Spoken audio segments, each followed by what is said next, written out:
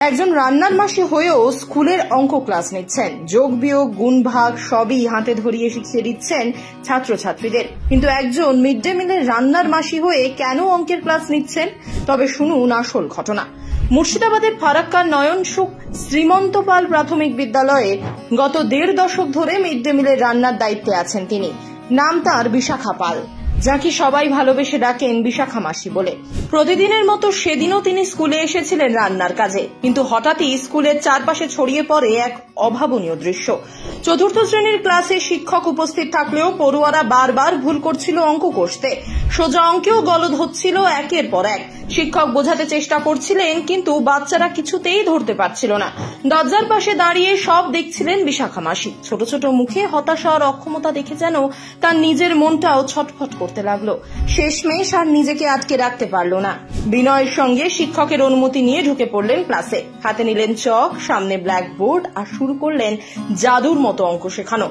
একটি একটি করে প্রতিটি অঙ্ক এমন সহজ করে বোঝালেন যেন সংখ্যাগুলোর ভয়ই উবে গেল ছাত্রছাত্রীদের মন থেকে।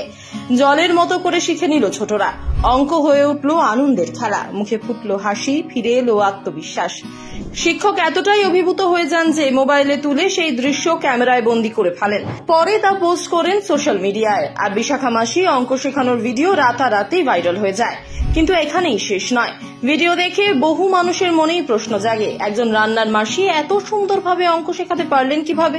জানা যায়, বিশাখা মাসি ছোটবেলা থেকেই পড়াশোনায় ভালো ছিলেন। মাধ্যমিক পর্যন্ত পড়াশোনা করেন, কিন্তু পরিবারের আর্থিক দুরবস্থার কারণে তাকে মাঝপথেই পড়া ছাড়তে হয়। এরপর জীবনের প্রয়োজনে তিনি স্কুলে রান্নার কাজ শুরু করেন, কিন্তু শিক্ষার প্রতি ভালোবাসা আর অঙ্কের প্রতি আকর্ষণ কোনোটাই ম্লান হয়নি।